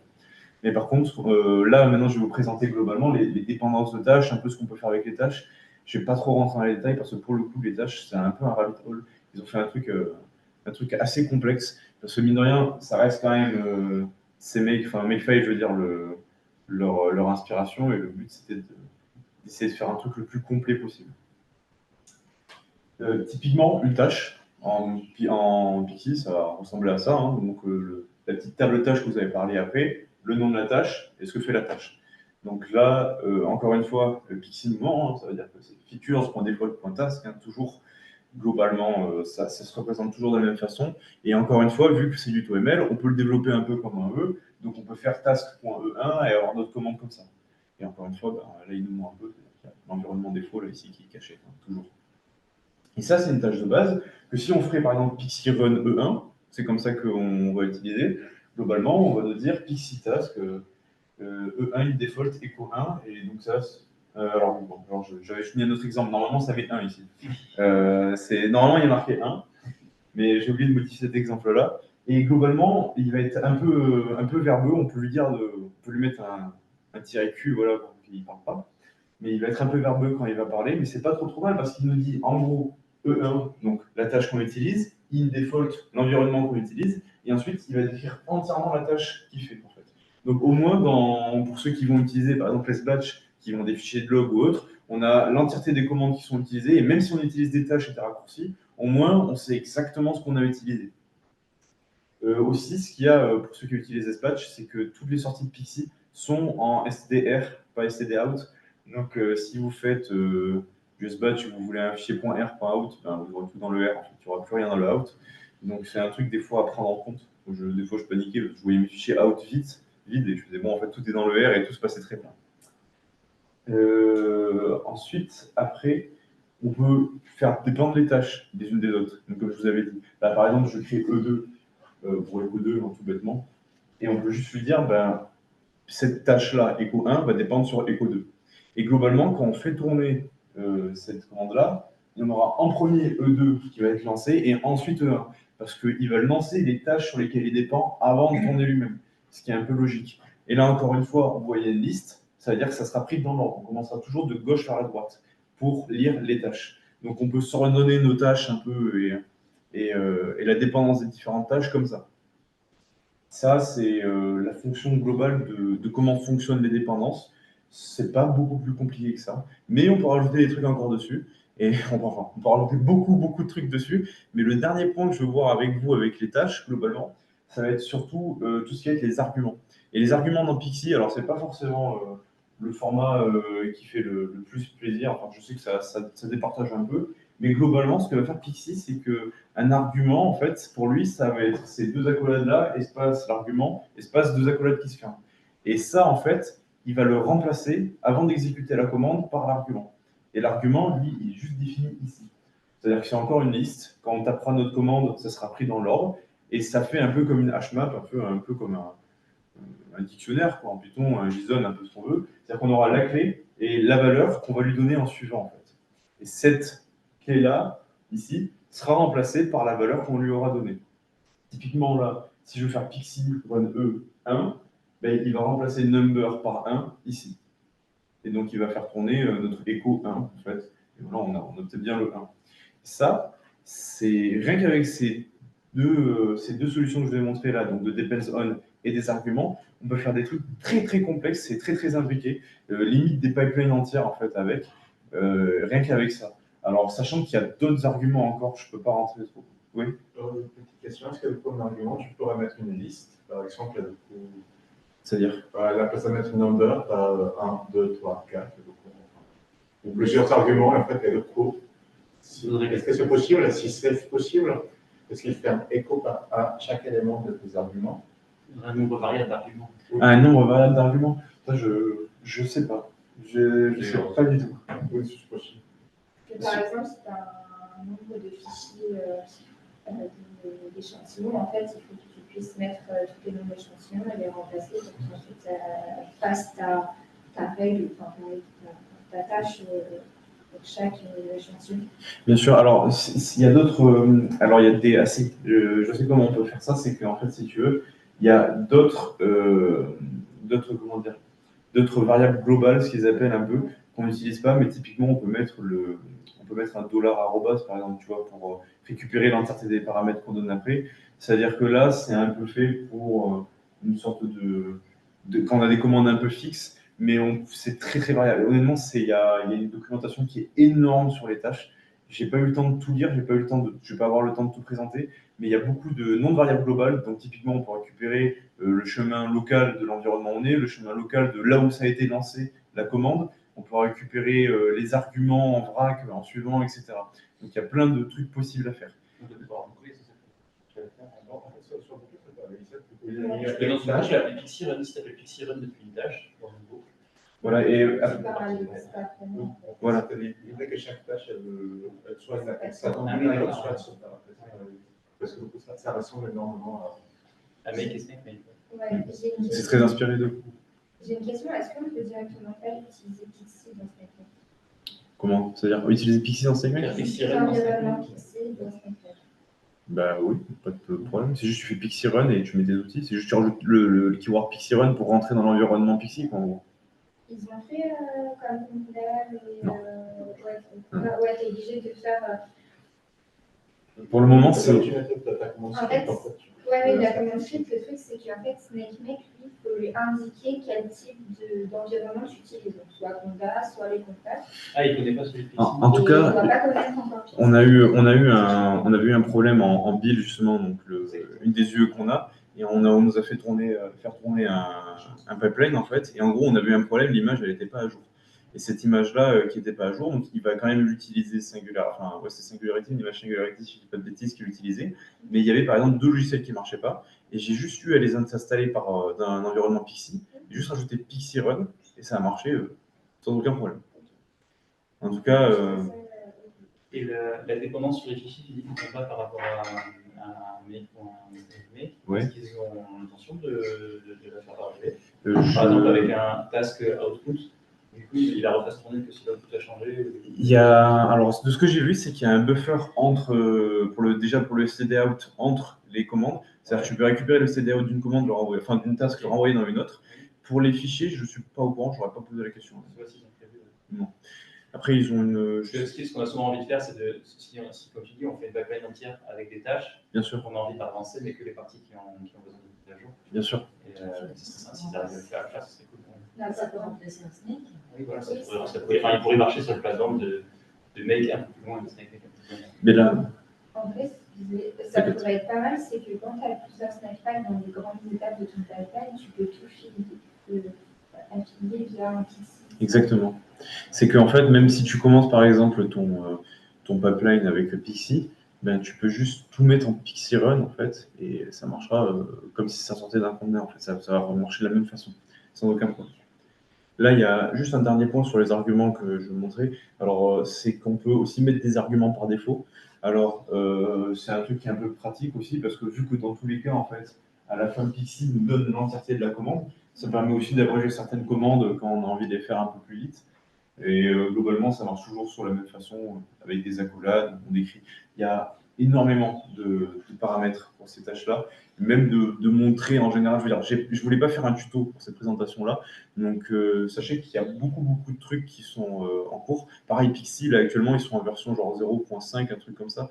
C'est-à-dire ils sont très en early access quand même. Ça fait 1 an et demi qu'ils le développent, Pixie, donc c'est pas non plus un projet qui a beaucoup de enfin, il y a eu beaucoup de développement dessus, mais il est très jeune encore. Donc c'est le moment, l'équipe sont très à l'écoute. Tous les retours là que vous avez fait, ils m'avaient dit de les partager justement parce que ça intéresse, vu qu'ils sont très orientés, les communautés scientifiques, ça intéresse énormément les retours, surtout d'autres domaines, parce qu'ils sont que dans la robotique, eux. Donc il ne faudra pas hésiter à m'envoyer des retours et tout. À la fin, j'aurai un petit formulaire même pour ça, si ça vous intéresse. Et c'est des gens qui sont très à l'écoute et quasiment tous les trucs qu'on leur propose, en fait, au final, qui ont du sens, sont finis par être implémentés. Et voilà. Et là, par exemple, je vous fais un petit peu de tout. Si on voit un peu de tout, là, par exemple, globalement, on a notre tâche E1, enfin E, pardon, je veux dire, pour faire notre echo number. Par défaut, on a ça. Et là, je veux faire un truc count, où on va faire E, juste, comme ça nous fait echo E1. On va faire task E, argument 2, comme ça, il va nous faire compter à 2. Et ensuite, à la fin, il va faire E3. Et donc, si on le lance, ça nous fait Pixie rentre 1, 2 et 3. Super, c'est exactement ce qu'on veut. Ça l'a fait dans l'ordre qu'on voulait en plus. C'est-à-dire que là, on voit bien aussi que ça prend en premier celui-là et ensuite celui-là, toujours dans l'ordre de liste. Maintenant, imaginons que, je sais pas moi, echo, en vrai, cette commande-là, E, c'est quand même une commande qui est vraiment puissante en fait pour l'utilisateur. On ne veut pas forcément qu'il l'utilise par défaut. On préfère qu'il l'utilise que count.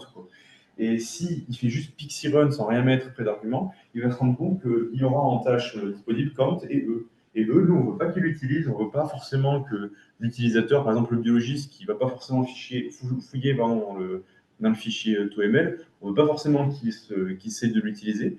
Donc on peut cacher les commandes, on fait un peu comme dans n'importe quel logiciel de programmation, c'est un peu le standard pour le privé, on va juste rajouter un petit underscore en fait. Il ne faut pas oublier de le changer aussi dans les tâches. faut pas trop oublier avec un contrôleur qu'on se débrouille pas trop mal, mais bon, ça peut arriver des fois qu'on a des trucs un peu bêtes comme ça. Et là, ensuite, après, quand on fait Pixie Run, on voit plus le E, on voit uniquement le count. Ça permet pas de cacher, mais plus de dissimuler, on va dire. Il suffit d'aller dans le TOML pour l'utiliser, pour le voir. Tu peux quand même faire Pixie Run underscore E. Ouais, tu peux aussi le faire. Mais globalement, c'est pour l'utilisateur en général, au moins, il va pas l'utiliser, il va pas y chercher à l'utiliser, par exemple. Hop, donc globalement, voilà, je ne vais pas trop vous montrer d'exemples dessus parce que ça nécessite de coder des logiciels à côté. Je n'avais pas envie de trop continuer sur ça. Là, globalement, c'était surtout pour vous montrer les tâches en général. Si vous avez d'autres questions, des points pareils sur le Zoom, si vous avez des points que vous voulez affiner, n'hésitez pas à me demander. C'est bon, j'attends un peu sur le Zoom. Comment? Oui, il y a du monde, il y a 16 personnes.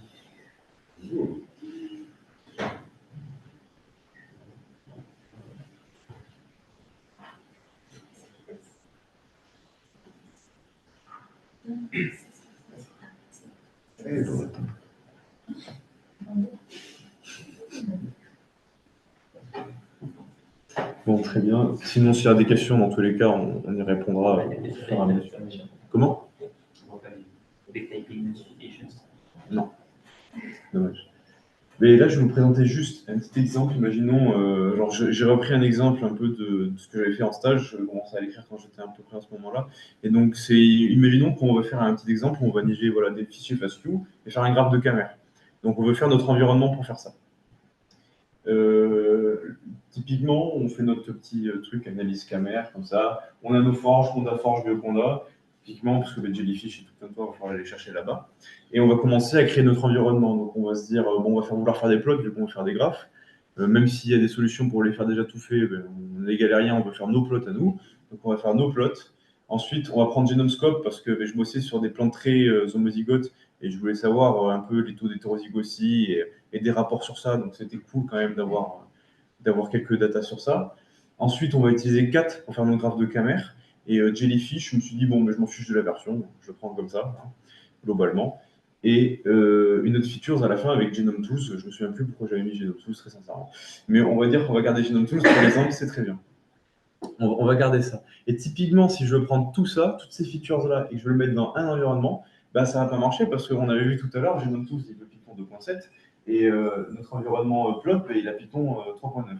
Donc là, il n'est pas content.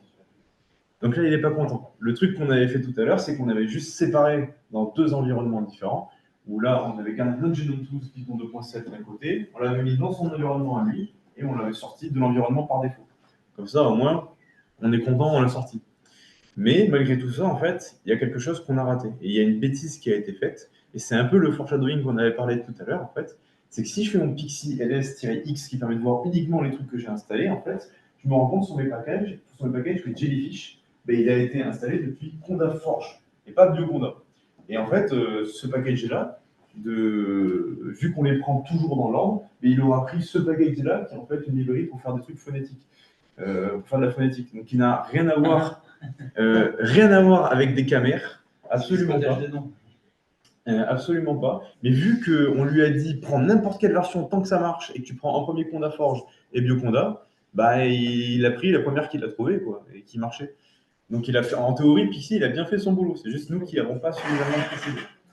Ça peut être résolu tout bêtement en connaissant les versions. C'est-à-dire, par exemple, Jellyfish qu'on utilise en bio, il a la version 2 et des poussières.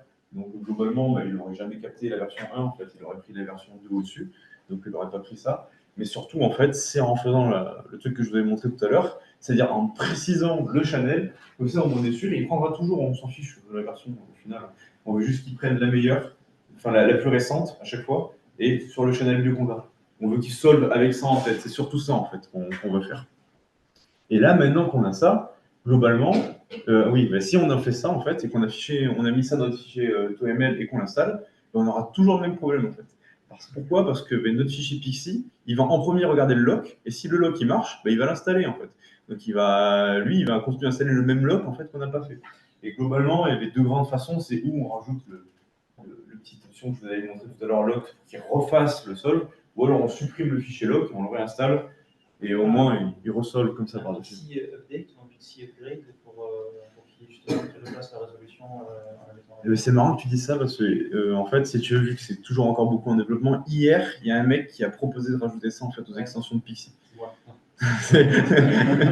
Donc, il y a un mec qui est actuellement en train d'intégrer. Alors, il l'a codé, mais c'est juste, c'est pas intégré en extension Pixie. Mais apparemment, là, ils sont en train de voir pour essayer de le mettre en Pixie Update. Ouais. Ça sera probablement. Voilà, sinon, tu fais un truc comme ça, c'est pas trop galère. Ou sinon, voilà, mais le -lock pour mettre à jour. Donc, globalement, ça se fait. Comment? Ton lock, il s'écrase pas. Là, en fait, si mon lock, il s'écrase. Voilà, c'est-à-dire que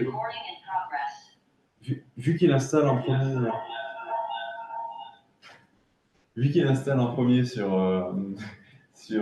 par rapport au lock, bah, si le lock il marche, bah, il n'a pas de raison. Donc là, tu le forces à. C'est de garantir que ton environnement n'a pas bougé. C'est ça. Il y a un lock, il utilise le lock. Parce que voilà, donc si le lock marche pas, regarde le TOM, mais le TOML, il le garde uniquement pour les tasks. En fait, si le lock marche, il garde que pour les tasks. Sinon, ce serait un lock qui verrouillerait rien du tout. Unlock file. Oui. Et voilà. Et donc après, si on installe nos environnements, on est content. Bah, défaut, il marche, enfin. GT, il marche, super, tout a été installé. On est super content. Donc là, maintenant, on est sur notre petit PC portable, on est content. On a notre pipeline qui marche pour analyser nos caméras, nos scripts, ils sont faits, tout est bon. On envoie tout sur un HPC. Quand on envoie sur le HPC, ça marche pas. Et pourquoi ça marche pas? Là, ici, cette erreur-là que j'avais eu pendant mon stage, par exemple, c'est que la librairie, en fait, comme on avait, qu'il avait besoin à GenomeScope, par exemple, ben, elle était en fait, beaucoup plus grande que la librairie qu'il y avait sur Muse. Reposant plus d'ailleurs. Muse, je ne sais pas s'ils tournent plus Muse maintenant, je crois. Il était fini. Non, il est fini. Bon, c'était un très vieux Linux, des vieilles librairies. C'était problématique en fait, on va dire. Il y avait quand même quelques logiciels qui ne tournaient pas dessus. Et globalement, en fait, malgré le fait que ça tourne sur mon PC, ben, ça ne tourne pas sur le HPC, quoi. Donc, on reste toujours dans ce problème-là qu'on a dit, ça tourne sur la machine, pas sur celle des autres. Et c'est là on arrive enfin au grand moment qu'on a déjà spoilé depuis le début. Et ben, les limitations. Il y a forcément des limitations en Pixie. Encore une fois, c'est pas la solution miracle de la reproductibilité. Il y aura toujours plus reproductible en fait, on va dire, que Pixie. Mais malgré tout, Pixie, ça reste quand même ce compromis-là. Et les deux grandes limitations qu'il va y avoir avec Pixie, ça va être les dépendances système. Donc tout ce qui va être glibc par exemple, donc ces dépendances qui sont pas kernel, mais tournent autour du kernel, un peu des trucs très basiques en fait de la machine. Et aussi le truc qu'on a spoilé au début, la prévention des liens. C'est-à-dire que si un lien n'existe plus, oui, forcément, on ne peut plus le télécharger. Même si tu as une VM. Voilà, même si on a une VM. Mais ce que je veux dire, c'est que par exemple, si on a une image Singularity, ces environnements-là sont déjà installés. Donc en fait, on s'en fiche, on peut se balader comme ça. Si l'image Singularity qui est préinstallée, si la première étape de ton pipeline, c'est de télécharger les données en ligne. Oui. C'est ça, mais ce que je veux dire, c'est que malgré tout, ça casse un peu en fait, comparé à Singularity. Ça veut dire qu'on est obligé de télécharger nos environnements, en fait, si tu veux. Là où Singularity, Aptener et tout, on n'est pas obligé de les installer vu qu'ils sont déjà installés. Donc on n'a pas de problème par rapport à ça. Et en fait, c'est dommage parce que Pixie, ça tourne quand même vachement bien. Pour gérer les environnements, les tâches, c'est quand même pas trop mal. Et ce qu'on avait discuté un peu la fois dernière quand Céline avait fait une conférence sur Aptener, ça serait quand même vachement cool de faire marcher Pixie sur Aptener, quoi. Et j'en ai discuté avec les mecs de Pixie et ils l'ont fait marcher sur Docker. Parce que globalement, ils utilisent Docker de leur côté et tout. Il n'y a aucune solution pour Singularity, Aptener ou autre. Et donc, je vous présente aujourd'hui en world premiere de Pixiegularity, en fait, globalement. C'est-à-dire comment on peut faire marcher Pixie sur Singularity. Alors, le terme prototype est fort, en fait, je pense, pour rappeler qu'est-ce que c'est que ce que j'ai fait là. C'est-à-dire globalement, je l'ai fait entre deux cours. Ça marchouille à peu près. C'est vraiment une proof of concept que ça peut marcher, globalement. Ça peut marcher. J'ai pour le moment pas le temps de le faire comme il faut, mais j'ai pu parler avec un mec justement sur le Discord de Pixie qui était grave intéressé à faire tourner ça. Et je pense que quand j'aurai fini les partiels en janvier ou autre, je vais essayer de me mettre avec le mec là pour faire typiquement une extension un peu comme on avait parlé pour Update, c'est-à-dire on fait Pixie tout SIF et ça nous envoie, ça nous fait une image SIF en fait de notre environnement Pixie. Donc maintenant, globalement, Juste rapidement, mon but, c'est pas de faire un cours sur les conteneurs, il y en a un cet après-midi, donc ça suffira largement. Mais globalement, un conteneur Aptener, ce qu'on va utiliser dedans, ça va être divisé en 3 grandes parties. Donc ça, c'est les entêtes, juste le bootstrap et le système d'exploitation sur lequel on va se baser. Et moi, ce qui va m'intéresser, ce qui va être utile pour faire marcher Pixie dans Aptener Singularity, ça va être la partie files, la partie post et la partie run script. Et avec ces 3 trucs-là, en fait, on peut faire marcher Pixie là. Avec la partie files, logiquement, on lui file le fichier de config TOML. Hein. Donc, le TOML et le lock. Comme ça, le lock, il est important. Comme ça, il ne va pas resolve après. Imaginons que dans les 15 secondes qui sont passées, il a pris un autre package et on n'a pas exactement les mêmes. On n'aura pas exactement les mêmes packages qu'on aura sur notre PC là. Donc, en lui passant le lock, on est sûr qu'il va utiliser le même environnement que nous. Maintenant, après, dans le post, on va globalement appeler get-update, donc ça c'est classique pour mettre un peu tout à jour. On récupère curl pour installer Pixie, et ensuite on l'exporte dans le pass pour qu'ensuite on puisse trouver Pixie quand on utilise Singularity. Et enfin, là, avec ça, on installe Pixie en installant tous les environnements, et Frozen, ça permet d'utiliser uniquement le fichier lock. Donc on ne resolve pas, on prend que le fichier lock. Donc ça, au moins, s'il y a une erreur, il nous dit ça marche pas. C'est pas ce qu'il fait de base, utiliser le fichier lock et de pas résoudre. C'est ce qu'il fait de base, mais je préfère le faire comme ça. Pour moi, je suis sûr. Non, mais ça veut dire, imagine-toi. En fait, imagine-toi, par exemple, le fichier lock ne marche pas, mais il va le resolve. Il va pas me le dire. Enfin, il va me le dire, mais ça sera pas. Ça sera un peu subtil, tu vois. Là, au moins, on est sûr que s'il doit le resolve, il ne le fait pas. On est sûr et certain. Et il y a une erreur. Et ensuite, après, tout simplement, on va dans notre app et on exécute tout ce qui rentre après dans notre fichier Singularity. Comme ça, on peut run nos commandes Pixie en fait naturellement, comme si on les runnait sur une commande. Juste après, on a Aptener run, notre image shift, on met notre Pixie en fait, si tu veux. Et donc ça permet à la fois d'être complètement transparent. Par exemple, si on veut mettre une image dans une pipeline Conda, ou si on veut juste les utiliser sur un HPC comme moi j'avais le problème, en fait, ça permet en fait assez rapidement de sortir tout notre environnement Pixie et de l'avoir en une seule image Singularity et que ça passe de façon complètement seamless avec exactement les mêmes commandes qu'on utilisait, juste en rajoutant le petit préfixe singular, enfin Aptener Singularity. Exec Pixie Run de la race. Comment? Exec Pixie Run de la race. Comme ça, tu vois que tu rentres déjà le Pixie Run qui est. Et là, en fait, vu qu'on va être dans l'image Singular, ouais, alors Pixie Run, mais par exemple, imagine-toi, tu veux installer d'autres trucs ou autre. C'est au cas où, tu vois. Genre, et si tu as envie de bootstrap d'une autre image, tu veux récupérer d'autres images, des concaténer, des trucs comme ça, au moins, ça permet d'être un peu plus libre. Mais en effet, au départ, je m'étais amusé à mettre justement Pixie Run et le dollar arrobase pour en fait directement, à la place de faire Pixie Run StakeMake, tu peux juste faire StakeMake. Ça marche aussi. C'est un peu moins permissif, c'est pour ça que je préfère le laisser comme ça au final. Si en fait tu as déjà codé tout ton logiciel avec Pixie, forcément tu as des Pixie Run partout. Donc ça n'a pas vraiment de sens de faire ça, quoi, en fait, si tu veux. Et au final, si on regardait par exemple le LDD, la version qu'on avait sur notre Muse, on voit bien le 2.17 qu'on avait, mais maintenant avec cet Aptener qu'on a fait basé sur notre fichier Pixie, on a la bonne version. Enfin, on a une version beaucoup plus moderne de GLC, merci. Et donc, en fait, au final, maintenant, Genoscope, il peut marcher. C'est-à-dire qu'on a... Quoi? Sur Muse. Il peut marcher sur Muse. C'est quand même vachement cool. Oui. Comme l'afférence de lien, s'il y a l'afférence de non, il aurait pu marcher sur Muse, on va dire. Tu peux tester sur IO.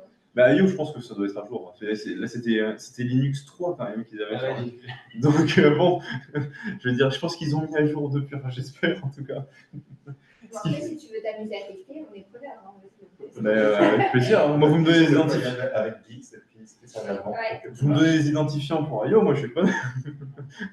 Ah, mais t'inquiète, tu peux en avoir. De toute façon, je les aurai à un moment donné pour le stage ou autre. Mais bref, tout ça pour vous montrer que globalement, on résout en fait même des problèmes de baggage en fait que Pixie n'aurait pas pu installer lui, on peut les résoudre par Aptener. Donc global. Pixie pour simplifier ton image. Exactement, en fait, si tu veux. Ça veut dire à la place d'avoir plein de apt-get et tout, etc., tu as déjà toutes tes versions qui sont déjà préfaites, tu as bossé avec, tout est fait, tu as déjà tous tes répertoires, les MD5 tout qui est déjà lock, tout qui est container, enfin, pas containerisé, mais qui est figé, tu as juste à les mettre dans les conteneurs avec tes environnements système en plus. Donc c'est juste, en gros, globalement, c'est la cerise sur le gâteau, un peu si tu veux, où tu rajoutes juste les environnements sur lesquels tu bosses. Et donc globalement, cette solution-là, ça permet de résoudre pas entièrement les dépendances système, parce qu'il y a forcément des trucs du kernel qu'on ne pourra jamais résoudre avec des conteneurs, mais globalement, la majorité des dépendances qu'on aura, des problèmes de dépendance qu'on aura, et aussi, par contre, ça permet de répondre entièrement en fait, à la prévention des liens. C'est-à-dire, vu qu'on n'utilise plus de liens, on n'installe plus l'environnement, il est déjà installé. On n'a plus ce problème-là de prévention des liens et ça peut disparaître d'Internet. Je suis pas d'accord, quand tu fais ton Pixie install Frozen à l'intérieur de ta recette, il va falloir qu'il télécharge les paquets qui sont listés dans le file. Oui, mais ça, il fait une fois. Oui, quand tu fabriques l'image, oui, d'accord. Mais une fois que l'image est fabriquée, il n'y a plus besoin de les télécharger. Oui, c'est vrai que. Mais en tout cas, ça veut dire le seul moment où tu auras besoin de l'image, c'est au moment où tu crées ton image. Voilà. Une fois que l'image est créée, après, il n'y a plus aucun. Il ne les retéléchagera plus jamais. C'est même le fichier log, en théorie, il est plus nécessaire. On est content qu'il soit là. On est content qu'il soit là. Mais en tout cas, c'est vraiment basé sur ça. Il reste à la limite de si tu avais besoin d'une méga carte graphique et que vous n'oubliez pas. C'est ça, et au pire, vu que tu as tous les fichiers TOML et log, même imagine-toi, tu as envie de changer un truc et tout, bah, tu peux les récupérer, tu peux les refaire ta sauce, tu les resolves, tu les renvoies. Tu vois. Donc voilà, est-ce qu'il y a des questions, que ce soit ici ou dans le Zoom? Alors, et pour le développement collaboratif, par exemple, si tu as des libs Python et ton Python avec Pixie dans VS Code, les trous pour la doc, la complétion, l'exécution, ou tu as des problèmes avec Python par défaut de l'OS. Si tu passes par Git, y a-t-il des trucs auxquels il faut faire gaffe pour les collaborations avec les autres? Alors ouais, c'est une bonne question. Donc, comme on a vu, en fait, dans notre fichier Pixie.ml, on peut installer Python, on peut mettre notre version de Python. Donc, on peut utiliser... Alors, globalement, malgré tout, Pixie reste... plus bas, je veux dire, hiérarchiquement que le système. C'est-à-dire qu'on peut utiliser notre Python système et il va l'utiliser d'ailleurs. C'est-à-dire si par exemple vous avez Python déjà installé, vous avez oublié de l'installer, il va utiliser le Python du système et pas vous dire il n'y a pas de Python. Donc il va quand même utiliser des packages de votre système. Mais si vous mettez Python dans votre AutoML, les gens qui auront le fichier AutoML et le fichier log vont utiliser les mêmes versions de Python que vous, en fait, globalement. Aussi, le truc qu'il y a avec VS Code ou autre, ils ont fait des intégrations pour les IDE. J'ai vu PyCharm, VS Code, il y a ça, pas de souci. Je crois qu'il y en a même une pour RStudio, si je ne dis pas de bêtises. En tout cas, ils ont fait des intégrations pour les IDE. Globalement, par exemple, moi je sais que j'utilise PyCharm. Donc dans PyCharm, ils ont fait passer en fait l'environnement Pixie pour un environnement Conda. Donc en gros, globalement, ils font un petit bougaille, un petit tuto à suivre. C'est que dalle, c'est 2 lignes à taper. Et ça permet d'intégrer en fait, prendre les deux, va utiliser l'environnement Pixie. Et c'est bien parce que ça gère aussi les multiples environnements. En fait, si on définit multiples environnements, l'IDE va aussi les détecter et les gérer en fait. Donc comme Conda. Et ensuite, pour la collaboration avec Git, ce qu'il faut mettre sur le Git, alors c'est vrai que UV, contrairement à UV, en fait, Pixie, il est très timide. C'est-à-dire qu'on fait un git init, il ne donne que le TOML, là où UV, il envoie le TOML, enfin le Py project, il fait un main.py, il fait un git ignore, il fait un git tar, enfin il fait plein de trucs. Là, il faut penser dans le git ignore à juste exclure le fichier, le dossier .pixie, parce que sinon ça équivaut à envoyer tous les environnements sur le git. Et bon, c'est un peu le bazar, quoi. Donc ça n'a pas trop d'intérêt. Mais il suffit juste dans le git de mettre le fichier pixie.toml et le fichier pixie.log. Et n'importe qui essaiera de le prendre, ou alors le log qui ne marche pas, il faudra le resolve, ou alors ça va marcher et on aura exactement les mêmes dépendances qu'on aura en fait sur notre machine. Il y a une pratique un peu générale quand tu développes une librairie qui va être utilisée par d'autres programmes. On évite la plupart du temps de versionner le log parce que ça avait des contraintes sur les utilisateurs de la librairie. Par contre, si tu fais un programme qui va être utilisé directement en ligne de commande, pas par des programmes, par des humains, là c'est bien d'avoir le log versionné avec. Ok. Donc du coup, par défaut, il n'y a pas de conseil à donner. Globalement, on pourrait partager que le TOML, surtout si on fait un truc collaboratif, c'est-à-dire qu'on est activement en train de le développer, il ne devrait pas y avoir trop de problèmes. Après, on peut juste faire une diff entre les logs et voir si tout est à peu près concordant. Mais moi, en général, je balance les logs et les TOML. Après, voilà, peut-être les versionning, justement. En vrai, ça a du sens. Okay. Par contre, tu fais un package Python, il vaut mieux laisser les utilisateurs du package Python eux-mêmes faire leur log. Okay. Sinon, tu leur mets des contraintes sur leur Ah oui, d'accord. Voilà. Très bien. Mais voilà, merci. Et le seul truc, c'est que pour Git, c'est juste qu'il faut exclure le dossier Du coup, moi, j'ai vu qu'il y avait des emplacements exprès pour Git pour mettre tout ce qui était image et tout, pour que ça fasse le lien avec le déco, etc. Ça n'existe pas encore avec Pixie, ça. Non, ça me dit rien. Si, enfin, il n'y a pas d'image Pixie. Non, mais par contre, en fait, pour éviter de augmenter son stockage en fait avec une image, maintenant ils mettent ensemble, Oui, enfin, ils font en sorte de registre à côté. Ok. Et que du coup on dépose son image et que ça n'impacte pas notre stockage juste pour nos dépôts et que ça fasse un lien direct. En plus, on peut le lier avec la CSD. Ah oui. On ne peut pas faire ça avec Pixie. Il n'y a pas d'image Pixie, donc il n'y a pas besoin. Mais il y a l'environnement, on oui. peut peut-être mettre un registre et que du coup derrière, en CSD, il utilise Moi, je l'environnement. trouve que si tu le prends loc, c'est équivalent à l'environnement. C'est juste que la personne devra le protéger chez elle, mais ça prend pas de stockage sur le dépôt. Non, c'est juste du texte, c'est petit. C'est juste un. Non, mais c'est petit, c'est un fichier texte. C'est grand, tu ne l'aurais pas écrit à la main. Oui. Oui, le fichier loc, il est quand même très très petit comparé à une image, par exemple. Ça n'a rien à voir. Bah, du coup, je vais le partager. Oui. Donc voilà, globalement, je ne sais pas si ça répond à la question. Pas de souci, les gens qui doivent partir avec plaisir. Et voilà, s'il y a d'autres questions, n'hésitez pas. Je pense qu'on n'est pas trop mal là. Donc, merci. Donc là, j'ai presque fini. Il y a une conclusion. Je ne sais pas sur le bon truc. Ah voilà, conclusion. Donc en conclusion, globalement, Pixie, voilà, c'est pas la solution. C'est une très bonne solution, mais c'est pas la solution non plus. Ça reste quand même un très bon compromis. C'est quand même vachement pratique, honnêtement, mais j'utilise quasiment tous les jours, même pour des trucs rien à voir avec la bioinformatique. C'est aussi très facile à partager, en fait. Voilà, typiquement, fichier .ml-log, c'est tout petit, ça passe sur un Git. C'est quand même, même pour le développement entre collaboratif. Mais voilà, c'est pas une fin en soi. Il y a d'autres solutions, comme on a vu avec des conteneurs ou autres, qui sont quand même beaucoup plus reproductibles. Et on a vu aussi des solutions pour les intégrer. J'ai juste une question. Est-ce que Conda peut coexister et Pixie peuvent coexister sur une image Docker sans interférer l'un sur l'autre? Mais moi, je pense, alors j'ai jamais essayé, mais je pense que oui, étant donné que Pixie, c'est vraiment de faire des environnements. J'ai essayé juste pour voir. Sincèrement, je pense qu'à partager ou mis à part pour jouer, je ne conseillerais pas mis à part s'il y a vraiment besoin des deux. Mais étant donné que Conda, il y a une sorte de dépôt commun dans le tampon dans lequel il y a tout ce que tu as téléchargé dans l'édition version. Et puis ici, en fait, quand tu changes de directory, tu changes d'environnement. Donc, il faut que tu ouvres ton environnement Conda bataille et tu vas dans ton projet 1 qui a ton angle 1 avec ton log. Et du coup, là, tu as ce Pixie qui du coup, il est avant dans ton path. Du coup, quand tu rentres là-dedans, tu ouvres d'abord ton environnement Conda, tu rentres dans ton directory. Tu dis, ça c'est tout ce que tu as dans ce Pixie-là. Tu changes de directory, tu remontes, tu changes à ton projet 2. Avec un deuxième Pixie, là, tu vas voir les autres outils de Pixie. Je n'ai pas eu de problème d'interférence, mais au bout d'un moment, tu ne sais plus qui est quoi et où. Et quand tu veux le partager, ça casse un peu. Ouais, donc en gros, ça va marcher, mais bon, pour le partage, c'est un peu plus galère.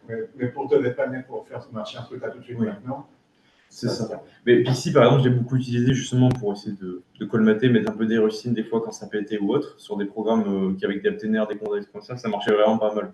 Après, ce qui est pratique, c'est qu'étant donné, vu que Conda est inclus dans Pixie, on peut logiquement remplacer entièrement Conda par Pixie en fait dans nos projets. Mais en tout cas, ça marche pas de souci, il n'y aura pas d'interférence. Vous aurez déjà prévu pour le faire automatiquement? C'est-à-dire? Je suis dans mon environnement Conda et je vais cliquer sur Pixie Import et il me fabrique le .ml ou le log qui va avec, qui permettrait de le refaire. Je sais pas, vous allez dire, tu prends ton environnement Conda et tu l'exportes sur un truc. Oui, voilà, ouais. Je crois que j'ai vu l'inverse. Ouais. Mais j'ai vu de Pixie à Conda, de Conda à Pixie, je sais pas. Je sais pas honnêtement. Il faudra leur demander, mais je sais qu'ils sont très axés à ça, essayer de rendre un peu facile le transfert Conda Pixie. Ouais. C'est un truc ou à leur proposer si ça n'existe pas, sinon il y a peut-être moyen qu'ils aient une solution. Ouais. Et donc voilà, mais merci à tous et à toutes de m'avoir écouté. Merci à la MBI de m'avoir reçu, hein, c'est sympa. Et là, vous avez alors plein de liens. Sur la gauche, il y a les liens de préfixe. Donc vous avez leur site internet et leur Discord. Alors c'est étonnant, mais les mecs de préfixe sont actifs des fois à la minute quand tu poses des questions dessus. Donc c'est assez cool pouvoir parler directement avec les gens de l'équipe quand on a des questions. Ils sont très très accessibles, très très cool. J'ai même une surprise qu'ils m'ont filé pour vous, là, ceux qui sont en présentiel à la fin. Ensuite, là, vous avez le site de la MBI. Là, globalement, vous avez moi, si vous voulez voir, parce que vu que je vais essayer de sortir un peu le Pixigularity, qui sortira probablement, j'espère, en fin janvier, je le dirai sur mon LinkedIn ou autre quand ça sera sorti. Sinon, si vous traînez sur le Discord de Pixie, vous allez le voir. Et là, en bas, il y a un petit form. C'est juste un retour pour moi, un retour aussi pour Pixie, enfin pour Préfixe, en fait, globalement, si vous avez des conseils à me donner. Voilà, merci beaucoup.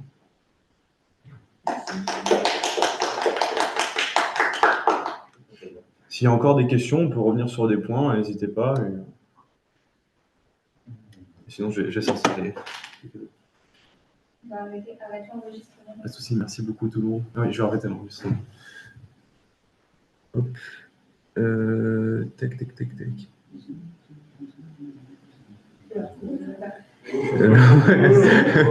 Oh, alors, ouais, merci.